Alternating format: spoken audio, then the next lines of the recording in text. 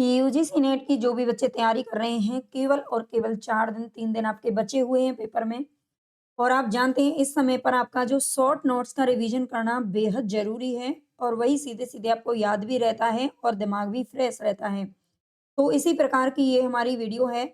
इसमें हम जितनी भी हिंदी कहानियाँ 21 कहानियाँ हमारे सिलेबस में लगी हुई हैं आप जानते हैं, यूनिट 7 में। और पूरी 21 कहानियों का हम यहाँ पर शॉर्ट रिवीजन करने वाले हैं जो लास्ट टाइम पर हमने किया था। ठीक है? और यही आपके काम आएगा और यही आपको याद रहेगा।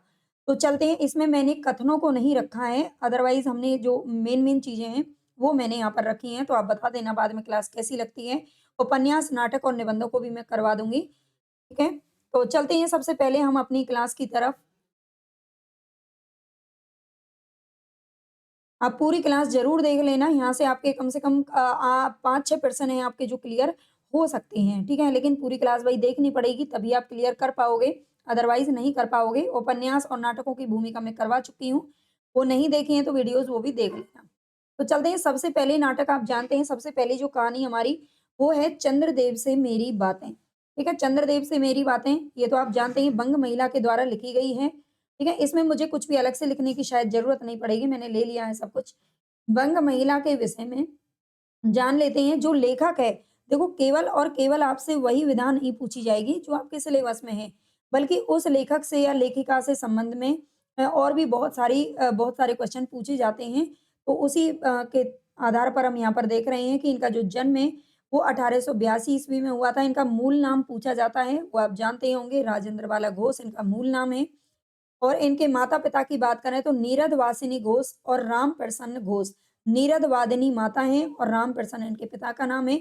इनके पति का नाम है चंद्रदेव। लेकिन ये आपको ध्यान रखना पड़ेगा, जो चंद्रदेव से मेरी बातें नामक जो कहानी है, वो चंद्रदेव जो उसमें पात्र है, वो चंदा, ऊपर जो आकाश में बैठा हुआ चंदा है, वो है, ना कि इनके पतिदेव हैं।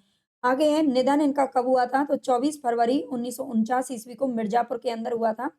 उपनाम क्या है? तो रानी, चारुबाला और बंग महिला, ठीक है? रानी, चारुबाला और बंग महिला इनके उपनाम हैं, राजेंद्र बाला घोष इनका मूल नाम है, ठीक है? हिंदी नवजागरण की पहली छापामार लेखिका हैं। ये वो नोट्स हैं जो मैंने तैयार किए थे अपने लिए, वही मैं आज आपको करवा रही हूँ और सीधे-सीधे यहाँ से प्रश्न आपको देखने को मिलेंगे, शॉर्ट में है ये, ठीक है? ये शॉर्ट में है, ये ध्यान रखना। हिंदी नवजागरण की पहली छापामार लेखिका अगर आपसे पूछ लिया जाए, तो वो बंग महिला हैं। कृति परिचय की अगर बात करें, तो चंद्रदेव से मेरी बातें 1904 में आई थी, कुंभ में छोटी बहू, धुलाई वाली जो कि हमारे सिलेबस में लगती है वो 1907 ईस्वी, भाई-बहन 1908, दलिया 1909, हृदय परीक्षा 1915 ईस्वी। तो ये आपको रखनी है, इनकी 4-5 जो कहानियाँ हैं। आगे चंद्रदेव से ये और याद रखना है कि जो बंग महिला है वो पहली कहानीकार है महिलाओं में, ठीक है? पहली महिला कहानीकार कौन है? तो ये बंग महिला हैं। चंद्रदेव से मेरी बातें नामक जो कहानी है सरस्वती पत्रिका में 1904 ईस्वी में प्रकाशित हुई थी और वो भी निबंध के रूप में, ठीक है? निबंध के रूप में प्रकाशित हुई थी। है तो ये कहानी, लेकिन निबंध के रूप में, निबंधात्मक शैली में लिखी गई कहानी है, ये ध्यान रखना। ये कहानी बंग महिला राजेंद्र बाला घोष के द्वारा लिखी गई है। कहानी पत्रात्मक शैली में लिखी गई व्यंग्यात्मक कहानी है, ठीक है? किस शैली में लिखी गई है? तो निबंध के रूप में तो प्रकाशित हुई थी, लेकिन ये पत्रात्मक शैली में लिखी गई एक व्यंग्यात्मक कहानी है। व्यंग्य किया गया है देश की राजनीति पर या देश के जो भ्रष्टाचार पर या अंग्रेजों के काले कारनामों पर, ठीक है? उस समय की कहानी है और आप जानते हो उस समय हमारे देश की स्थिति क्या थी। स्थिति तो खैर आज भी अच्छी नहीं है। तो ये पत्रात्मक शैली में पत्र लिखा गया है चंद्रदेव के लिए। भवदेव पांडे इसे हिंदी की पहली राजनीतिक कहानी मानते हैं, ये ध्यान रखना है। भवदेव पांडे क्या मानते हैं? पहली राजनीतिक कहानी मानते हैं। चंद्रदेव से मेरी बातें, कहानी के विषय क्या है? मोस्ट इंपोर्टेंट लगा लीजिए, कहानी के विषयों से प्रश्न बहुत पूछे जाते हैं। पक्षपात, ज्ञान विज्ञान, कलकत्ता की बात, वाहन या चप्पल, बिजली, एकता का सूत्र, तंत्र विज्ञान, परिवर्तन, चिकित्सा, कानून और विशेष बातें। ठीक है, विशेष बातें आगे देखेंगे और ये इसका विषय नहीं है बल्कि विशेष बातें हम आगे देखेंगे। ये सारे इसके विषय हैं जो आपको याद रखने हैं। ठीक है, पक्षपात को इसमें प्रस्तुत किया गया है, ज्ञान विज्ञान की बातें की गई हैं, कलकत्ता की बात की गई है, ये आपको याद रखना है। विशेष बातें अगर देखें इसकी विशेषता क्या है, तो उपनिवेशवाद के शिकार भारत में तत्कालीन आर्थिक, राजनीतिक, सामाजिक समस्याओं का वर्णन करते हुए वायसराय लॉर्ड कर्जन और उनकी व्यवस्था पर करारा व्यंग्य किया गया है। ठीक है, उपनिवेशवाद का शिकार यानी कि उस समय जो हमारा देश था वो गुलाम था और उस समय की जो आर्थिक, राजनीतिक, सामाजिक समस्याएँ थी, उनको वर्णन यहाँ पर किया गया है। नाम पूछा जाता है, किस गवर्नर का नाम इसमें आता है? तो ये लॉर्ड कर्जन का नाम आता है, क्योंकि 1904 में आप जानते हैं कर्जन साहब ही थे। और उनकी व्यवस्था पर करारा व्यंग्य है। ये कहानी चंद्रदेव को लिखे गए पत्र के रूप में लिखी गई है, यानी कि जो लेखिकाएँ हैं, वो चंद्रदेव को पत्र लिखती हैं, है ना? पत्रात्मक शैली में, जिसमें तत्कालीन गुलाम भारत की व्यवस्था और परिवेश पर व्यंग्य है, अंग्रेजी सरकार की न्याय व्यवस्था पर व्यंग्य है, रंगभेद और पक्षपात का चित्रण है, सरकारी मिशन और कमीशन की उपयोगिता पर प्रश्न चिन्ह इसमें उठाया गया है। तो उच्च शिक्षित वर्ग की काठ के पुतलों से तुलना की गई है, ठीक है? उच्च शिक्षित वर्ग यानी आप जानते हैं जब गुलाम था हमारा भारत तो अंग्रेज कौन से अपने साथ बहुत पूरी सेना लेकर के आए थे। नहीं लेकर के आए थे ना, मुगल भी नहीं लेके आए थे। तो उन्होंने क्या किया था, यहाँ का जो पढ़ा-लिखा वर्ग था, उन्होंने उन्हें वो नौकरी दे देते थे और वो अंग्रेजों के तलवे चाटते थे, ठीक है? लेखिका भारत की दीनहीन व्यवस्था को देख लेने का आग्रह करती दिखाई दे रही हैं, किससे? चंद्रदेव से। प्रकृति से छेड़छाड़ पर भी व्यंग्य इसमें किया गया है। मसलन कलकत्ता आदि को देखकर आपके देवराज सुरेंद्र भी कहेंगे कि हमारी अमरावती तो इसके आगे निरी फीकी सी जान पड़ती है। ठीक है? प्रकृति के साथ जो खिलवाड़ किया जा रहा है उसके साथ में उस पर भी यहाँ पर क्या किया गया है? व्यंग्य किया गया है। अब भी ऐसे लेखक होना बहुत ज़रूरी है हमारे देश में, ठीक है? और आगे कलकत्ता विश्वविद्यालय के विद्वानों पर भी व्यंग्य किया गया है। ये विशेषताएँ पूछी जाती हैं, ठीक है? आप देखना चाहे वो सत्यासत्य में पूछा जाए, चाहे मैचिंग में पूछा जाए, क्वेश्चन आपके यहीं से बनते हैं सब। इस कहानी में केवल 2 ही पात्र हैं, लेखिका और चंद्रदेव। वैसे मैं ले पात्रों की एक अलग से वीडियो करवा चुकी हूँ, फिर भी आप इसको देख लीजिए, साथ में हम कंप्लीट करेंगे। नेक्स्ट हमारी जो कहानी आती है वो है दुलाई वाली। ये भी बंग महिला के द्वारा लिखी गई है। बंग महिला के विषय में हम पढ़ चुके हैं। इसके बारे में देखेंगे। ये कहानी 1907 ईस्वी में सरस्वती पत्रिका में प्रकाशित हुई थी, ठीक है? दोनों कहानियाँ सरस्वती में प्रकाशित हुई थी, वो 1904 और ये 1907 में। दुलाई वाली एक चुहल बोध की कहानी है, पर्दा प्रथा की विसंगति पर आधारित है, ठीक है? दुलाई का अर्थ होता है सर पर ओढ़ी जाने वाली जो चुनरी होती है या दुपट्टा होता है, उसको कहते हैं। तो पर्दा प्रथा की विसंगति पर आधारित है। पात्रों की बात करें तो इसमें नवल किशोर एक पात्र है जो कि दुलाई वाली के नाम से प्रसिद्ध है ना? दुलाई उसने ऊपर से ट्रेन में बैठा है और ऊपर से उसने क्या ओढ़ा रखा है? एक दुपट्टा ढक रखा है, ठीक है? बंसीधर का घनिष्ठ मित्र और ममेरे भाई भी हैं, विनोद प्रिय हैं, खूब हँसी मज़ाक करने वाले हैं। कलकत्ते से नई बहू को लेकर चले थे और बंसीधर को तार भेज दिया था कि उन्हें ट्रेन में मिलें। कट्टर स्वदेशी हैं, ठीक है? ये इम्पोर्टेंट पॉइंट है इनसे संबंधित, वो मैंने यहाँ पर लिखे हैं। आप जानते हैं नवल किशोर और बंसीधर दोनों याद रखना ये दोनों मामा-फूफी के बच्चे थे। बंसीधर इलाहाबादी है, नवल किशोर के मित्र हैं और नवल किशोर के लिए अगाध स्नेह इनके मन में है। जानकी देई कौन है? ये पत्नी है। ये पत्नी किसकी है? ये ध्यान रखना। जानकी को नवल किशोर का हँसी-मज़ाक बिल्कुल पसंद नहीं था। जानकी को नवल किशोर का हँसी मज़ाक बिल्कुल पसंद नहीं था, ये ध्यान रखना। हालाँकि उनमें नवल के प्रति कोई दुराग्रह नहीं था, लेकिन पारंपरिक भारतीय नारी थी, ससुराल से विदा होने पर रोने जैसे संस्कार इनमें विद्यमान थे। सीता कौन है? जानकी देई की बहन है, भले घर की स्त्री और नवल की पत्नी है, ठीक है? ये नवल की पत्नी है और ये बंसीधर की पत्नी है, जानकी देई, ये याद रखना है। कहानी में राजघाट से मुगल सराय पहुँचना यानी कि जो ट्रेन का वर्णन इसमें किया गया है, उस वो ट्रेन कहाँ जा रही है? तो राजघाट से मुगल सराय तक जाती है और प्लेटफ़ॉर्म पर ममेरे भाई व मित्र नवल से मिलना, ठीक है? ममेरे भाई यानी कि मामा-फूफी के दोनों बच्चे हैं, वो मैं बता चुकी हूँ। मिर्ज़ापुर में पूड़ी और मिठाई खाते हैं दोनों, ठीक है? और स्वदेशी आंदोलन की सांकेतिक अभिव्यक्ति इसमें की गई है। आप ये मत सोचिएगा कि क्वेश्चन यहाँ से नहीं बनेंगे, सब क्वेश्चन यहीं से मिलेंगे, ठीक है? तो पूरी वीडियो ज़रूर देख लेना, पसंद आई तो लाइक सब्सक्राइब ज़रूर कर लेना जो भी बच्चे नए हैं और जुड़ना आप आगे के लिए भी हम अच्छे से स्ट्रैटेजी बनाएँगे और जून 2026 की तैयारी मैं कंप्लीट आपको करवाऊँगी। अ, बिल्कुल बहुत अच्छे तरीके से फुल स्ट्रैटेजी के साथ में, ठीक है? तो अगर आप आगे के लिए जुड़ेंगे, नए बच्चे भी अगर करना चाहते हैं तैयारी, तो ज़रूर चैनल को शेयर कीजिए। कहानी में स्थानों के नाम कौन-कौन से आए हैं? मोस्ट इम्पोर्टेंट पूछा जाता है। दशाश्वमेध घाट, ठीक है? गोदौलिया, बनारस, कोलकाता, मुगलसराय और इलाहाबाद, प्रयाग यानी कि प्रयाग उसको बोला जाता है। ये स्थानों के नाम आपको याद रखने हैं। हजारी प्रसाद इसके बारे में क्या कहते हैं?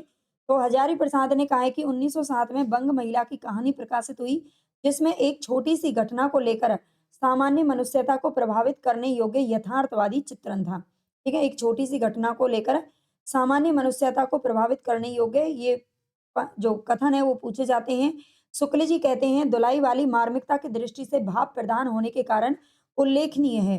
गोपाल राय का कथन है, इनकी तीसरी कहानी मध्य वर्ग के आत्मीय संबंधों को चित्रित करने वाली रोचक कहानी है। ये इनकी तीसरी कहानी है, ये ध्यान रखना। 1904, 1905 ऊपर हमने अभी देखी थी इनकी कहानियां कौन-कौन सी हैं बंग महिला की। तो दुलाई वाली तीसरे नंबर की कहानी है। नवल किशोर अपने मित्र को रेल यात्रा में छकाता रहता है। नवल किशोर क्या करता है, अपने मित्र जो बंशीधर है, उसको पूरी रेल यात्रा में परेशान करता है। यह एक च्वेल बोध की कहानी है। मध्य वर्ग की आर्थिक अभाव के संकेत भी इसमें मार्मिक हैं। विशेष तथ्य क्या हैं? तो नवल किशोर द्वारा अपने मित्र बंशीधर से रेल में किए गए मजाक की सरस कहानी है। काशी या बनारस के लोगों के जीवन पर प्रकाश डाला गया है। विभिन्न परिस्थितियों में इंसान की दिनचर्या का चित्रण किया गया है। काशी से इलाहाबाद की यात्रा का विवरण है। दोनों में गहरी मित्रता है। उनके निकट ही एक जगह पर एक भले ही घर की स्त्री विराजमान है। स्त्री के पति का लापता होना और स्त्री का रुदन करना, गाड़ी में हाय तौबा मच जाना, स्त्री पुरुषों की तरह-तरह की बातचीत होना, पिछली सीट पर एक स्त्री का छींट की दुलाई ओढ़ के बैठे रहना और बीच-बीच में घूंघट से एक आंख निकालकर बंशीधर को ताकना। बंशीधर को स्त्री का आचरण उचित नहीं लगता है। बंशीधर अकेली स्त्री को आश्वस्त करता है, ठीक है? बंशीधर उस अकेली स्त्री को क्या करता है? विश्वास दिलाता है कि तुम परेशान मत हो, है ना? बंशीधर का जानकी देई और भद्र महिला को एक साथ बुढ़िया की निगरानी में छोड़ करके छोड़ना और स्टेशन मास्टर के पास वो जाता है। लौटने पर तीनों स्त्रियां गायब हो जाती हैं और दलाई वाली को आते देखता है। ठीक है? लौट के जब आता है बंशीधर, तो वहां पर तीनों स्त्रियां वहां पर नहीं होती हैं, लेकिन दुलाई वाली आती है। वो कौन है? नवल किशोर। दुलाई वाली पर स्त्रियों को गायब करने का संदेह है, क्योंकि उसने ऊपर से पर्दा किया हुआ है। तो नवल किशोर को बंशीधर को ये लगता है कि इसी ने ही तीनों स्त्रियों को गायब कर दिया है। दुलाई से मुंह खोलकर मित्र नवल किशोर का खिलखिलाना। ठीक है? तो समझ गए आप, ये इस तरह की चंचलता की कहानी है। दुलाई का अर्थ क्या है? तो एक प्रकार का चादर या चुनरी जिसे घूंघट के रूप में प्रयुक्त किया जाता है। नेक्स्ट हमारी कहानी है एक टोकरी भर मिट्टी कहानी। एक टोकरी भर मिट्टी ये माधवराव सप्रे के द्वारा लिखी गई कहानी है। 1901 ईस्वी में प्रकाशित हुई थी छत्तीसगढ़ मित्र नामक पत्रिका में और 600 शब्दों की ये कहानी है, ये भी याद रखना। केवल और केवल 600 शब्दों में ये कहानी है जो लिखी गई है। आगे पात्रों की अगर बात करें तो इसमें पात्र कौन-कौन है? एक गरीब विधवा है, जमींदार है और बुजुर्ग विधवा की 5 साल की पोती है। ठीक है? ये जो उम्र है ना, ये मायने रखती है, ये पूछी जाती है। 1901 में छपी थी, ये ध्यान रखना और छत्तीसगढ़ मित्र पत्रिका का नाम याद रखना। आगे हिंदी की प्रथम कहानी मान्य आधुनिक खोजों के अनुसार अगर आपसे पूछ लिया जाए, तो हिंदी की प्रथम कहानी एक टोकरी भर मिट्टी को माना जाता है। डॉक्टर गोपाल राय कहते हैं कि हिंदी कहानी का विकास भाग ये इनका ग्रंथ है और इसमें इन्होंने कहा है कि में हिंदी कहानी का जो विकास भाग फर्स्ट है उसमें 1900 से 1905 की कहानियों में माधवराव सप्रे की एक टोकरी भर मिट्टी पाश्चात्य कहानी की अवधारणा के सबसे अधिक निकट दिखाई देती है। ठीक है? ये गोपाल राय जी का कथन है। आगे इस कहानी में समकालीन सामंती शोषण का चित्रण दूसरी विशेषता है। ठीक है? इसमें दूसरी विशेषता क्या है? तो समकालीन सामंती शोषण का चित्रण इसमें दूसरी विशेषता ये याद रखना, भाषा संस्कृत और फारसी मिश्रित हिंदी से भिन्न ठेठ देसी हिंदी का इसमें प्रयोग किया गया है। देवी प्रसाद वर्मा, इन विद्वानों के नाम आपको अच्छे से लिख लेने हैं। देवी प्रसाद वर्मा और अधिकांश विद्वानों के द्वारा यह सहमति बनी कि यह कहानी हिंदी की प्रथम मौलिक कहानी है, जो कि आदर्शवादी कहानी भी है।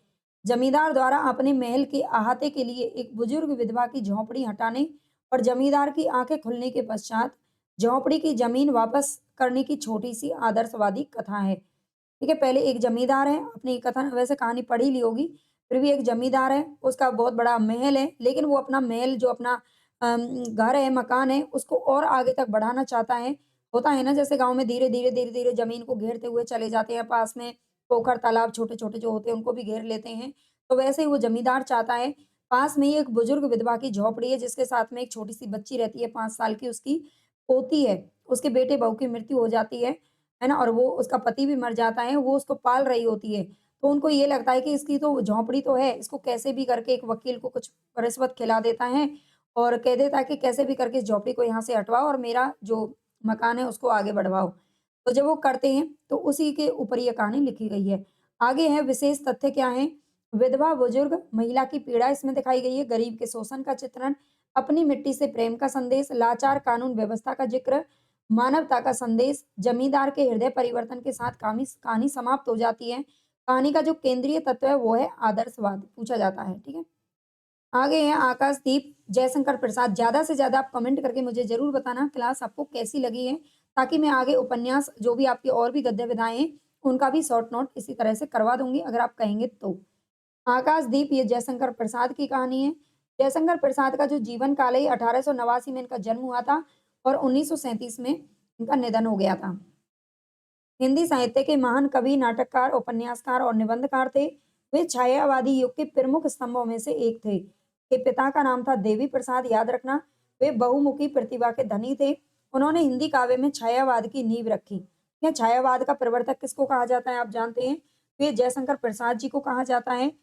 और उन्होंने काव्य में खड़ी बोली को प्रतिष्ठित किया। ये भी याद रखना है, काव्य में खड़ी बोली को प्रतिष्ठित करने का काम इनका है। उनकी प्रसिद्ध रचनाओं में कामायनी और आंसू शामिल हैं। ठीक है, कामायनी और आंसू इनकी प्रसिद्ध रचनाओं में शामिल हैं। आप जानते हैं कामायनी और आंसू के बारे में। आगे है हिंदी का मेघदूत भी कहा जाता है। ठीक है, हिंदी का मेघदूत किसको कहा जाता है? तो ये आंसू को कहा जाता है। प्रेम और घृणा परस्पर विरोधी भावों को सशक्त रूप में अभिव्यक्त करने वाली कहानी आकाशदीप 1929 ईस्वी में प्रकाशित हुई थी। ठीक है, इसका जो समय ये याद रखना 1929 है।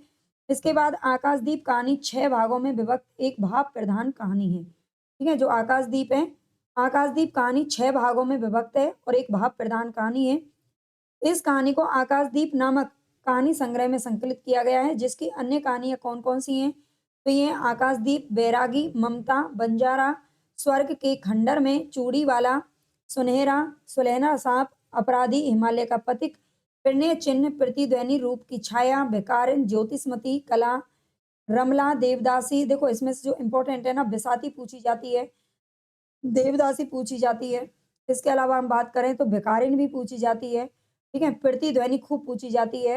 हिमालय का पथिक और इसके बाद है सुनहला साहब भी पूछा जाता है स्वर्ग के खंडर में। और इसके बाद है आकाशदीप। ठीक है, ये कहानियाँ बहुत ज़्यादा इंपॉर्टेंट है, इनको याद रखना अच्छे से। आकाशदीप नामक कहानी संग्रह में ही इसको क्या किया गया है? संकलित किया गया है, मोस्ट इम्पोर्टेंट है। आगे है कथासार, इसका थोड़ा-सा देखेंगे बस। ऐतिहासिक पृष्ठभूमि में प्रेम और घृणा के द्वंद्व को उद्घाटित करती हुई कथा है। कर्तव्य और प्रेम के अंतर्द्वंद, यानी कि पिता की हत्या के आरोपी बुद्धगुप्त से ही प्रेम होता है किसको? चंपा को। और से जूझती चंपा द्वारा संपूर्ण जीवन कर्तव्य के लिए समर्पित करने की रोमांटिक कहानी है। पिता की हत्या का प्रतिशोध रूप है, ये ध्यान रखना। बुद्धगुप्त है और बुद्धगुप्त से ही क्या करता है? घृणा और प्रेम दोनों की अभिव्यक्ति एक साथ इसमें दिखाई गई है। जो चंपा है बुद्धगुप्त को अपने पिता का हत्यारा समझती है, लेकिन ऐसा नहीं होता है। मुख्य पात्र इसमें कौन-कौन है? तो बुद्धगुप्त ताम्रलिप्ति का क्षत्रिय है। पोता अध्यक्ष मणिभद्र की हत्या करके स्वयं व चंपा को क्या करता है? मुक्त करता है। ठीक है? किसकी हत्या करता है ये? पोता अध्यक्ष जो मणिभद्र होता है उसकी हत्या करके अपने आप को मुक्त करवाता है। नए द्वीप को चंपा द्वीप नाम देता है, जो बुद्धगुप्त है, जहाँ पर वे रहते हैं। बाली, जावा, सुमात्रा के वाणिज्य पर एकाधिकार स्थापित कर लेता है। चंपा महानाविक संबोधित करती है। बुद्धगुप्त को चंपा क्या कह कर के बुलाती है? कि महानाविक कहती है, चंपा से विवाह कर भारत लौटने को इच्छुक है। इसकी पूरी तरह से ये इच्छा है कि वो चंपा से विवाह करे और भारत लौट जाए, लेकिन ऐसा नहीं होता है। चंपा उसी द्वीप पर रह जाती है, विवाह नहीं करती है। चंपा के बारे में बात करें तो ये जाह्नवी के तट पर चंपा नगरी की क्षत्रिय बालिका है। ठीक है, जाह्नवी नदी के तट पर चंपा नगरी की क्षत्रिय बालिका है। उसके पिता मणिभद्र के यहाँ पर क्या है? प्रहरी है। जो उसके पिता हैं वो मणिभद्र के यहाँ पर प्रहरी रहते हैं। ठीक है, प्रहरी हैं कौन? इसके पिता। और मणिभद्र की हत्या की थी किसने? बुद्धगुप्त ने, बल्कि पिता की हत्या नहीं की थी। बुद्धगुप्त को अपने पिता की मृत्यु का कारण मानती है, लेकिन चंपा को ये गलतफहमी हो जाती है। मणिभद्र के घृणित प्रस्ताव को ठुकराने पर बंदी बना ली गई थी। बुद्धगुप्त के भारत लौट जाने पर भी चंपा द्वीप पर ही रह जाती है। बुद्धगुप्त के प्रति प्रेम और घृणा का द्वंद्व इसके अंदर छलकता है। मणिभद्र कौन है? बुद्धगुप्त और चंपा को बंदी बनाने वाला खलनायक है। जया चंपा की सेविका और चंपा द्वीप की मूल निवासी है। आगे रामचंद्र शुक्ल जी कहते हैं, एशिया के विभिन्न भागों में एशिया के विभिन्न भागों में भारतीय संस्कृति व प्रभाव की झलक आकाशदीप में मिलती है। ठीक है, एशिया के विभिन्न भागों में भारतीय संस्कृति और प्रभाव की झलक मिलती है। डॉक्टर बच्चन सिंह का कथन है कि आकाशदीप में संग्रहित अधिकांश कहानी मानसिक अंतर्द्वंद की कहानी है। आकाशदीप में संग्रहित जो अधिकांश कहानी है वो मानसिक अंतर्द्वंद की कहानी है। बच्चन सिंह का कथन है, मोस्ट इंपोर्टेंट है। आकाशदीप में प्रेम और घृणा की गहन आवेगमयता की गहरी टकराहट है। गोपाल राय क्या कहते हैं?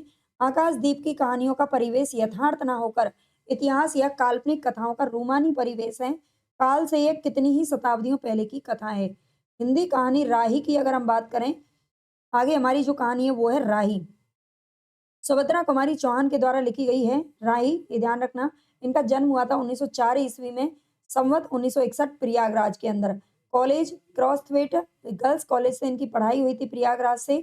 मध्य प्रांत असेंबली की कांग्रेस सदस्य भी रह चुकी हैं कौन, सुभद्रा कुमारी चौहान। और इनके कविता संग्रह त्रिधारा और मुकुल 1930 में आया था, और नक्षत्र, ठीक है, तीन है, त्रिधारा, मुकुल और नक्षत्र।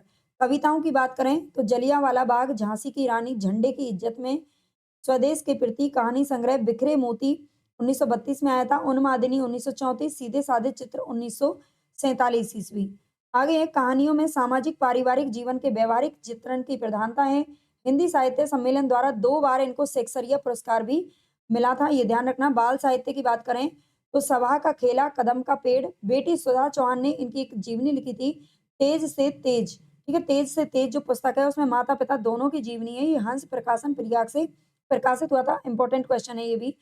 सुभद्रा कुमारी चौहान नारी के रूप में ही रहकर साधारण नारी की आकांक्षाओं और भावनाओं को व्यक्त करती है। बहन, माता, पत्नी के साथ साथ एक सच्ची देश सेविका के भाव उनमें उन्होंने व्यक्त किए हैं। उनकी शैली में वही एक कृत्रिमता और स्पष्टता है जो उनके जीवन में है। मुक्तिबोध, मुक्तिबोध क्या कहते हैं, ये मुक्तिबोध का कथन है, ये ध्यान रखना, ठीक है। ये जो कथन है वो मुक्तिबोध के द्वारा कहा गया है। संग्रह की अगर बात करें तो ये जो राही कहानी है किसमें संग्रहित हुई थी, तो इसका संग्रह है सीधे साधे चित्र, जो कि 1947 में आया था। अंतिम कहानी संग्रह में इसको संकलित किया गया था। नेक्स्ट है रूपा दुराचारी, ये थोड़ा ध्यान रखना है यहाँ पर, ये इनके कहानी संग्रह हैं, ठीक है, ये कहानी संग्रह में से यहाँ पर लिखा हुआ है लेकिन मुझे ध्यान नहीं रहा। ये कहानी संग्रह है बिखरे मोती, उन्मादिनी और सीधे साधे चित्र, ठीक है, और सीधे साधे चित्र में इसको संकलित किया गया है।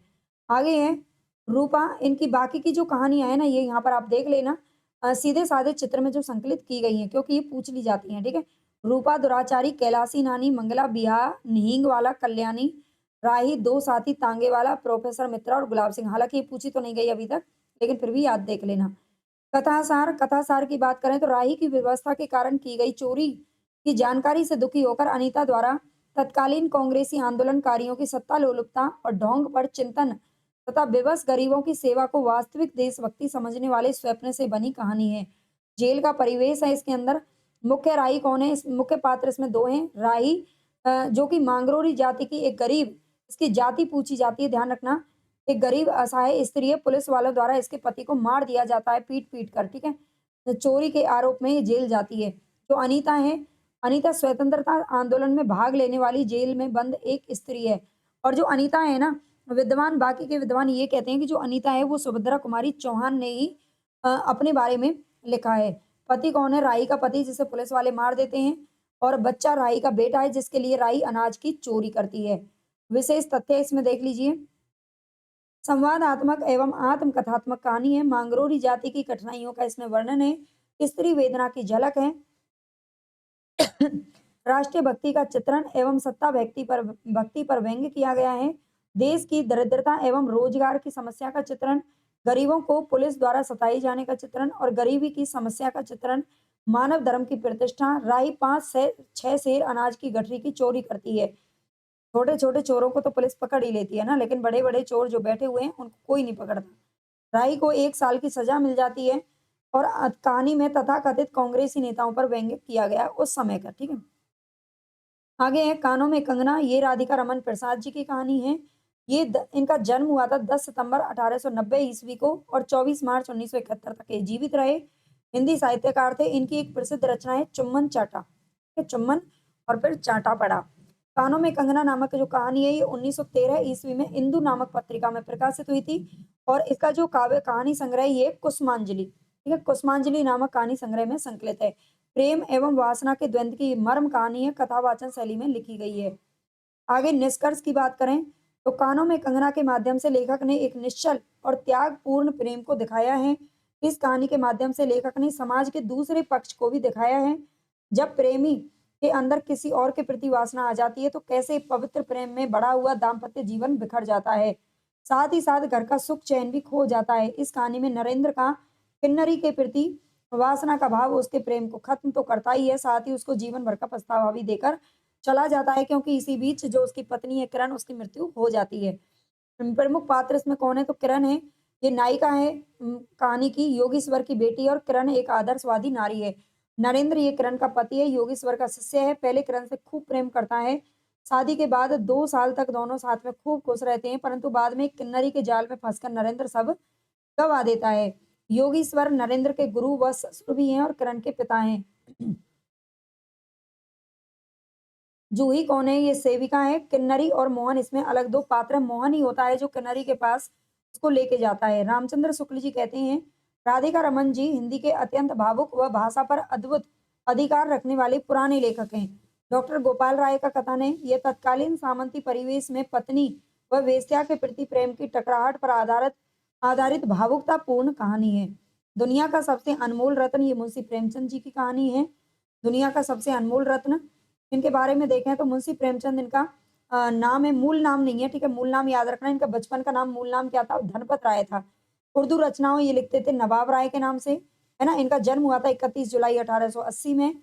जन्म स्थान है लमही ग्राम, वाराणसी, उत्तर प्रदेश। और मृत्यु हुई थी 8 अक्टूबर 1936 को, ठीक है? 1936 में जब इनका गोदान प्रकाशित हुआ था। ये इनका अंतिम पूर्ण उपन्यास था, ठीक है? उपन्यास मैं आपको पढ़ा चुकी हूँ। नहीं देखी है तो जाकर के वीडियोस जरूर देख लेना भाई। पैर सो गई हैं बैठे बैठे। चलिए, इनकी प्रमुख रचनाएं देख लेते हैं। उपन्यासों में सेवा सदन, निर्मला, रंगभूमि, कर्म भूमि, गबन और गोदान। नाटक की बात करें तो करबला, संग्राम और प्रेम की वेदी। कहानियों में पंच परमेश्वर, सज्जनता का दंड, ईश्वरी न्याय, दुर्गा का मंदिर, आत्माराम, बूढ़ी काकी, सवा शेर, गेहूं, शतरंज के खिलाड़ी, ये सब इनकी प्रमुख कहानियां हैं। दुनिया का सबसे अनमोल रत्न कहानी मुंशी प्रेमचंद जी के द्वारा लिखी गई है। 1908 ईस्वी में ये जमाना पत्रिका में प्रकाशित हुई थी, ठीक है? ये जमाना पत्रिका याद रखना। और सोजे वतन कहानी संग्रह में इसको संग्रहित किया गया है, ठीक है? ये जो पैराग्राफ है इंपॉर्टेंट है। सोजे वतन कहानी संग्रह में अन्य कहानियां देखते हैं। इसके दुनिया हुब्बे वतन, दुनिया का सबसे अनमोल रत्न, यही मेरा वतन है, शेख मखमूर, सिले मातम। प्रेमचंद के इस कहानी संग्रह को ब्रिटिश सरकार ने राजद्रोह का आरोप लगा करके जब्त कर लिया था। 1908 ईस्वी में इसको जब्त कर लिया था, ठीक है? कथासार क्या है? रूपवती दिल फरेब। इसमें दिल फरेब और उसका जो प्रेमी है दिल फिगार, इन दोनों की प्रेम कहानी के माध्यम से देश प्रेम और देशभक्ति की भावना उजागर की गई है। प्रेम के आदर्श स्वरूप एवं पवित्रता का चित्रण किया गया है। इसमें 3 अनमोल रत्न बताए गए हैं, पवित्र आंसू, सती की चिता की राख और देश की सेवा में कुर्बान सिपाही के खून का आखिरी कतरा। इस कहानी में मीनो स्वाद शहर जो कि इटली का है, इसका चित्रण किया गया है, ठीक है? ये जो राजकुमारी है वो कहाँ की है? तो इटली की है, इटली की राजकुमारी है, ठीक है? आगे मुख्य पात्र इसमें देख लेना। दिल फरेब सौंदर्य की देवी, दिल प्रगार की प्रेमिका है। मीनू स्वाद की मल्लिका है। दिल प्रगार को दुनिया का सबसे अनमोल रत्न लाने के लिए कहती है, वो कहती है कि तुम मेरे प्यार के लायक तब होंगे जब दुनिया का सबसे अनमोल रत्न लेकर के आओगे। और दिल प्रगार घूमते घूमते कहाँ पहुंच जाता है? भारत पहुंच जाता है। अंत में दिल प्रगार द्वारा अनमोल रत्न लाने पर कहती है, आज से तू मेरा मालिक है और मैं तेरी लौंडिया। ये PYQ भी है, ये पूछा जा चुका है, ठीक है? दिल पेगार दिल फरेब का सच्चा प्रेमी है, दुनिया का सबसे अनमोल रत्न ढूंढ कर लाता है। कौन पात्रों में कौन-कौन आते हैं? तो एक तो है काला चोर, ये इंपॉर्टेंट है। सैकड़ों आदमियों का कातिल है, जिसे फांसी दी जाने से पहले उसकी अंतिम इच्छा के रूप में एक बालक से मिलने दिया जाता है। पहले अनमोल रत्न के रूप में इसी का आंसू दिल फिगार लेकर के आता है, ठीक है? ये पूछा जाता है पहला रत्न कौन सा था? तो उस चोर का आंसू था जिसे फांसी दी जा रही है। और बुजुर्ग, आगे बुजुर्ग एक पात्र आता है, हरा अमामा बांधे एक बुजुर्ग है, ठीक है? ये याद रखना, ये इंपॉर्टेंट है, इसमें इंपॉर्टेंट है ना? हरा अमामा उसने बांधा हुआ है, एक बुजुर्ग ने, एक हाथ में तस्बीह है और दूसरे में लाठी है, ये पूछा जाता है, ठीक है? बुजुर्ग के दूसरे हाथ में, एक हाथ में तस्बीह है तो दूसरे हाथ में क्या था? लाठी थी। दिल फिगार को पूरब की ओर हिंदुस्तान भेजता है, ठीक है? जब दिल फिगार को बुजुर्ग मिलता है और वो उससे पूछता है, वो परेशान बैठा हुआ है, थक करके, हार करके, कि मैं सबसे अनमोल रत्न और क्या लेकर के आऊँ? तो बुजुर्ग उसे बताता है कि तुम्हें सबसे अनमोल रत्न जो मिलेगा, वो पूरब की ओर एक देश है हिंदुस्तान, वहाँ चले जाओ।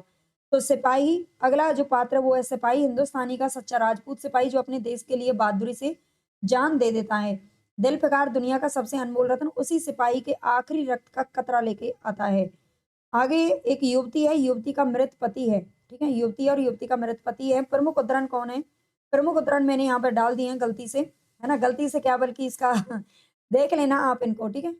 आप इनको देख लेना भाई, इसकी पीडीएफ मैं आपको टेलीग्राम पर डाल दूँगी, अदरवाइज़ इनको आप पढ़ लेना। आगे देखते हैं ईदगाह, ये मुंशी प्रेम, अभी ये शॉर्ट नोट हैं तो मैं आपको शॉर्ट-शॉर्ट चीज़ें ही पढ़ाऊँगी इसमें, ठीक है? ईदगाह मुंशी प्रेमचंद की कहानी है। ईदगाह 1933 ईस्वी में प्रकाशित हुई थी, ये ध्यान रखना, और चाँद पत्रिका में प्रकाशित हुई थी। ईदगाह 3 भागों में विभक्त है और जिसे मानसरोवर भाग फर्स्ट में संकलित किया गया है।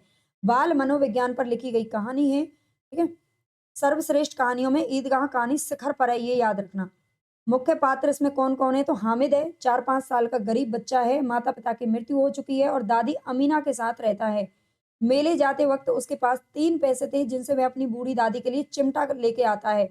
हामिद का जो चिमटा है वो रुस्तम-ए-हिंद की उपाधि उसको देता है।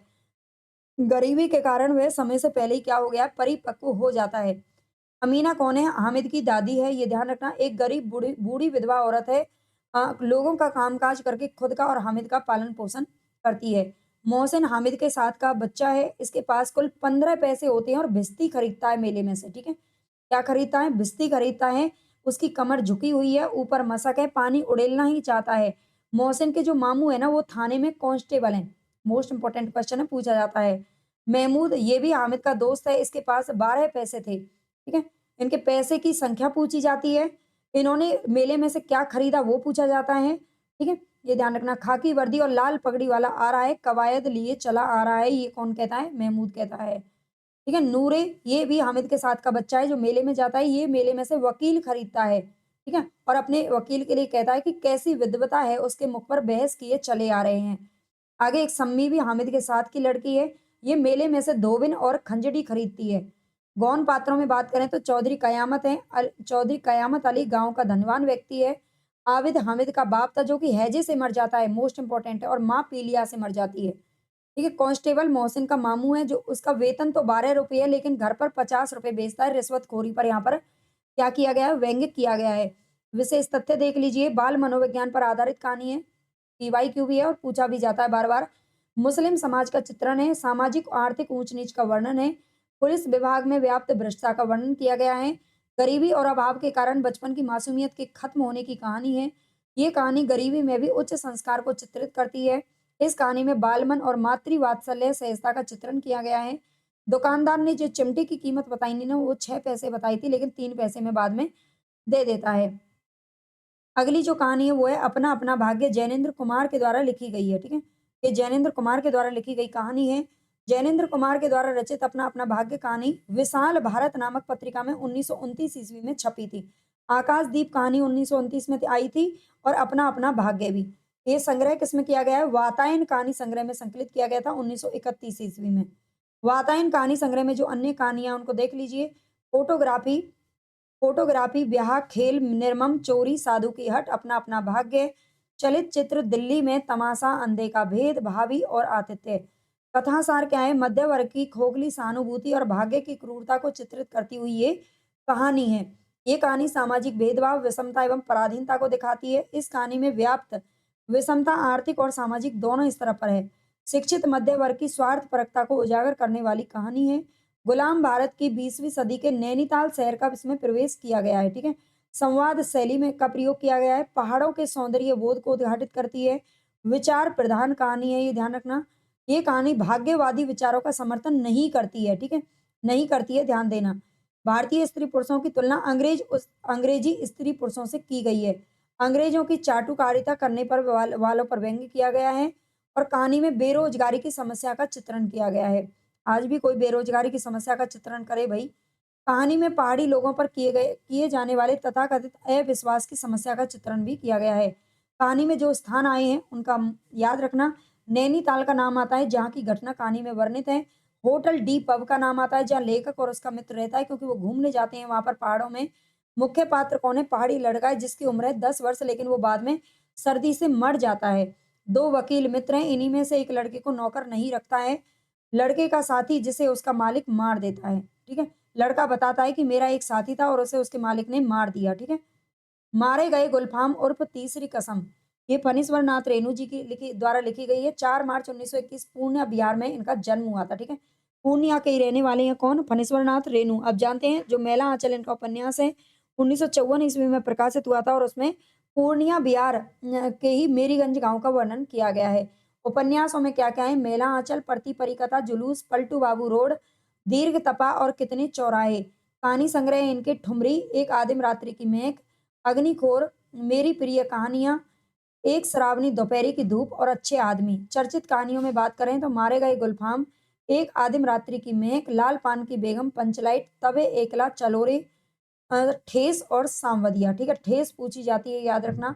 आदिम रात्रि की महक इंपॉर्टेंट है, पंचलाइट सारी इंपॉर्टेंट हैं। रिपोर्टाज और संस्मरण निबंध में देख लेना, रिंजल धंजल, श्रुत अश्रुत पूर्व, आत्म परिचय, वन तुलसी की गंध और समय की सलाह पर नेपाली क्रांति कथा। मारे गए गुलफाम फणीश्वर नाथ रेणु की कहानी है, जो 1959 ईस्वी में ठुमरी नामक कहानी संग्रह में प्रकाशित हुई थी। ठीक है, इनकी पहली कहानी कौन सी है? तो बट बाबा थी, 27 अगस्त 1944 को विश्वामित्र पत्रिका में छपी थी। भित्ति चित्र की मयूरी 1972 में आई थी, ये इनकी आखिरी कहानी है। ठुमरी में अन्य कहानियां संग्रहित जो हैं, रस प्रिया इंपॉर्टेंट है, ठीक है, तीर्थोदक, नित्य लीला इंपॉर्टेंट है, पंचलाइट तीसरी कहानी, लाल पान की बेगम, तीन बिंदियां और सिर पंचमी का सगुन। ठीक है, ये ठुमरी में अन्य कहानियां हैं। कथासार की बात करें तो इसमें आंचलिक ग्राम गीतों का प्रयोग है और प्रेम की पीड़ा का चित्रण किया गया है। रेणु ने इस कहानी में लोक जीवन की समृद्धि को दिखाया है, ये याद रखना। एक जगह पर जगन्नाथ धाम का भी उल्लेख है, ठीक है, जगन्नाथ धाम का भी उल्लेख इसमें किया गया है। तीसरी कसम नाम से फिल्म भी बनी थी, जिसके संवाद लेखन का कार्य स्वयं रेणु जी ने किया था। नौटंकी का वास्तविक चित्रण इसमें किया गया है। मूल कथा में नायक नायक कौन है? हीरामन है। वो 3 कस्मों की चर्चा के साथ में, मतलब 3 कस्में खाता है और बैलगाड़ी चलाने का काम करता है, ये ध्यान रखना। वो ये कसम खाता है, 3 कसम कौन-कौन सी हैं, ये पूछी जाती है और पूछी जा चुकी हैं। पहली कसम खाता है कि चोरी का सामान कभी भी अपनी गाड़ी में नहीं रखेगा। दूसरी कसम खाता है कि बाँस की लदनी नहीं करेगा। बाँस बहुत लंबे-लंबे होते हैं, वो कहता है कि उसका अगुआ पता होता है ना, पिछुआ पता होता है। इसलिए इतने लंबे हैं, मैं अपनी गाड़ी में कभी नहीं लादूँगा। तीसरी कसम है, नाटक वाली जो कंपनी वाली औरत है, उसको गाड़ी में नहीं बैठाएगा, लेकिन बाद में बिठा लेता है, इस कसम को तोड़ देता है। हीरामन और हीराबाई के बैलगाड़ी सफर के माध्यम से लोक संस्कृति, उसमें निहित रस और मर्यादित निश्चल प्रेम को व्यक्त करने वाली कहानी है। मुख्य पात्र इसमें देख लीजिए, हीरामन ये खादी देहाती पात्र है, 40 साल का हट्टा-कट्टा, काला कलूटा देहाती नौजवान है, जिसे अपनी गाड़ी और बैलों के सिवाय दुनिया के किसी अन्य काम में दिलचस्पी नहीं है और 3 काम ना करने की कसम खाता है। हीराबाई कौन है? ये कंपनी की औरत है, मेलों में नौटंकी में अभिनय करती है और नृत्य का काम करती है। हीरामन को अपना उस्ताद मानती है। इसकी वैसे तो आगे शायद मैंने लिखा है, लेकिन यहाँ पर मथुरा मोहन नामक कंपनी में काम करती है, ठीक है? ये कंपनी का नाम पूछा जाता है। गौण पात्रों में देख लेना, लाल मोहर, धुन्नीराम, पलटदास, तीनों ही गाड़ीवान है। लहसनवा लाल मोहर का नौकर गाड़ीवान है। नेपाली दरबान, मुनीम, दरोगा, काले कोट वाला। कहानी में प्रयुक्त स्थानों के नाम इंपॉर्टेंट हैं। विराटनगर, फारबिसगंज, हरैया शहर, चंपानगर, भगदड़ होती है यहाँ पर। सिंधिया गांव, कानपुर, हीराबाई का घर है कानपुर के अंदर। तेगछिया, छत्तापुर 25, मदनपुर, बिशनपुर, हरिपुर, नननपुर, मीना बाजार, बनेली मेला, दो नौटंकी कंपनी है। रौती कंपनी और मथुरा मोहन कंपनी। मथुरा मोहन कंपनी में काम करती है हीराबाई। आगे है लाल पान की बेगम कहानी। लाल पान की बेगम फणीश्वर नाथ रेणु के द्वारा लिखी गई कहानी है, ठीक है, ये भी फणीश्वर नाथ रेणु की कहानी है, ये ध्यान रखना। और इस कहानी का जो प्रथम प्रकाशन है, ये कहानी पत्रिका में जनवरी, ठीक है, कहानी पत्रिका, पत्रिका का नाम ही कहानी है। और पत्रिका कहानी में जनवरी 1957 में प्रकाशित हुई थी। बाद में ठुमरी नामक कहानी में इसको 1959 में संग्रहित कर लिया गया था। ठुमरी की जो अन्य कहानियां ये मैं बता चुकी हूँ, पर इनको देख लेना आप। कथासार इसका क्या है? लाल पान की बेगम का आंचलिक पृष्ठभूमि में एक स्त्री की आत्म अभिमान की आकांक्षा की व्यक्तिगत चित्रण है इसमें है। बैलगाड़ी पर बैठकर नाच देखने जाने के लिए इर्द गिर्द बुनी गई ये कहानी है। बिरजू की माँ के रूप में एक अलग सशक्त स्त्री को ही पेश करता है। जो बिरजू की माँ है ना, वही लाल पान की बेगम के नाम से जानी जाती है। गांव के लोगों के आपसी ईर्ष्या, द्वेष, राग विराग और हर्ष विषाद की जीवंत दृश्य इसमें किया गया है। कहानी में उल्लेखित टोले कौन से हैं? उल्लेखित टोले बहुत पूछे जाते हैं। इसमें 4 टोले हैं, कुरमा टोली, बबुआन टोली, कोयरी टोली और मलदैया टोली। ठीक है, 4 टोलों के नाम इसमें इंपॉर्टेंट हैं और आपको अच्छे से याद रखने हैं। कहानी में उल्लेखित स्थान कौन से हैं? तो सिमराहा का सरकारी कूप, गुलाब बाग मेला और मोहनपुर होटल बंगला। ठीक है, ये 3 स्थानों के नाम आते हैं। मुख्य पात्र इसमें बिरजू की माँ, जो कि लाल पान की बेगम के नाम से जानते हैं। बलरामपुर का नाच देखने जाने को इच्छुक है। महावीर जी की रोट की मनौती बाकी है। स्वाभिमानी महिला है। जंगी की पतोहू, राधे की बेटी सुनरी, लरेना की बीवी को अपनी गाड़ी में बिठाती है नाच देखने जाने के लिए। बिरजू के बप्पा हैं ये एक बार आप देख लेना, 5 बीघा ज़मीन इन्होंने हासिल की थी। बिरजू का नाम असली है ब्रजमोहन, वो पूछा जाता है, 7 वर्ष का बच्चा है, ठीक है? आगे चंपिया बिरजू की बहन है, ये पात्र मैं करा चुकी हूँ इसलिए मैं जल्दी कर रही हूँ इनको, ठीक है? बाजे ना मुरलिया गीत गाती है, ठीक है? बाजे ना मुरलिया गीत कौन गाती है? बिरजू की बहन गाती है चंपिया। गौण पात्रों में कौन-कौन है? जंगी की पतोहू जो कि बिरजू की माँ से नहीं डरती है, कुरमा टोली से संबंधित है। इसके ससुर चोर हैं और पति डकैत हैं। मुँहजोर महिला है। मखनी फुआ तम्बाकू की शौकीन है, बिरजू के घर रखवाली के लिए रुकती है। बाबू साहब जमींदार हैं। नेक्स्ट है गैंग्रीन या रोज कहानी। ये अग्गे के द्वारा लिखी गई कहानी है। अग्गे का जन्म हुआ था 1911 में और 1987 में इनका निधन हुआ था। हिंदी साहित्य के एक प्रसिद्ध कवि, कथाकार, निबंधकार, पत्रकार, संपादक और यायावर थे। वे प्रयोगवाद और नई कविता आंदोलन के अग्रदूत माने जाते हैं। उनका जन्म हुआ था 7 मार्च 1911 को उत्तर प्रदेश के कुशीनगर जिले के कसिया में। ठीक है, इनका जन्म कहाँ पर हुआ था? 7 मार्च 1911 को कुशीनगर जिले के कसिया में हुआ था। क्रांतिकारी आंदोलन में शामिल होने के कारण कई साल जेल में भी बिताए थे। इन्होंने जेल में ही शेखर एक जीवनी नामक उपन्यास भी लिखा था, ये ध्यान रखना। कविता संग्रह है इनके तार सप्तक, दूसरा सप्तक और तीसरा सप्तक इन्होंने प्रकाशित करवाया था। कहानी संग्रह है विपत्तिका, परंपरा, कोठरी की बात, शरणार्थी और जयदोल। उपन्यास है शेखर एक जीवनी, नदी के दीप, अपने अपने अजनबी। यात्रा वृत्तांतों में अरे यायावर रहेगा याद, जो कि हमारे सिलेबस में एक बूंद सहसा उछली। निबंध संग्रह में सबरंग, त्रिशंकु और आत्मनेपंद पद आता है। आलोचना में त्रिशंकु आता है, आत्मनेपद और अद्यतन आता है। ठीक है, जो त्रिशंकु है वो निबंध संग्रह और आलोचना दोनों में है। नाटक में उत्तर प्रियदर्शी आता है। ये कहानी बिंदु को डलहौजी जेल में मई 1931 ईस्वी में लिखी गई थी। ठीक है, ये कहानी कहाँ पर लिखी गई थी? डलहौजी जेल में लिखी गई थी। और जो शेखर एक जीवनी कहानी है वो भी जेल का देखा हुआ दृश्य है। ठीक है, जेल में लिखी गई कहानी है, याद रखना। कहानी संग्रह है इसका विपत्तिका में इसको प्रकाशित करवाया गया था, संग्रहित किया गया था 1937 ईस्वी में। और विपत्तिका में जो अन्य कहानियां संकलित हैं इनको एक बार आप देख लेना। यहाँ पर विपत्तिका, पगोड़ा वृक्ष, हरसिंगार, हारीती, रोज, ठीक है, रोज इसी का नाम है। अकलंक, दुख और तितलियां, मिलन, एकाकी तारा, अमर वल्लरी पूछी जाती है, कड़ियां और शत्रु। पहले संस्करण 1937 ईस्वी में रोज नाम से प्रकाशित हुई थी। फिर 5वें संस्करण 1990 में ये गैंग्रीन नाम से प्रकाशित हुई थी। इसका कथासार देख लीजिए एक बार। यह आगे की सबसे प्रसिद्ध कहानी है जिसमें उन्होंने दिखाया है कि किसी भी प्रकार के नएपन से रहित जीवन में व्यक्ति और व्यक्तियों के संबंध किस प्रकार टूटते हैं। इस कहानी का केंद्रीय वाक्य ऐसा तो रोज होता है बार बार इस विडंबना को उजागर करता है। इस कहानी को नई कहानी की पूर्व पीठिका भी कहा जाता है। रोज कहानी में पहाड़ी गांव का परिवेश चित्रित किया गया है। मैं शैली में लिखी गई एक संवादात्मक कहानी है। मध्य वर्गीय मानसिकता को चित्रित करती है। चरित्र प्रधान कहानी है। ठीक है, कहानी में नारी जीवन की व्यवस्था का चित्रण किया गया है। नारी जीवन में विवाह के उपरांत आने वाली जिम्मेदारी से उत्पन्न नीरसता, यांत्रिकता, घुटन का सजीव चित्रण इस कहानी में है। संयुक्त परिवार के टूटने और एकल परिवार में व्याप्त एकाकीपन को यह कहानी दर्शाती है। जीवन की एकरसता और व्यर्थता बोध का चित्रण इस कहानी में है। एकल परिवार में बच्चे की स्थिति का चित्रण किया गया है। लेखक मालती से 4 वर्ष बाद मिलता है, विवाह के 2 वर्ष बाद। ठीक है, लेखक मालती के घर जाता है और मालती के व्यवहार से उसे ऐसा लगता है कि मालती एकदम से बदल गई है। लेखक को लगता है कि मालती के घर में किसी सांप की छाया है जो उसे भी बस में कर लेगा। मालती लेखक के दूर के रिश्ते की बहन या सखी है, मध्यवर्गीय स्त्री है, विवाह से पहले आजाद और चंचल लड़की है जो विवाह के उपरांत अत्यंत गंभीर हो जाती है।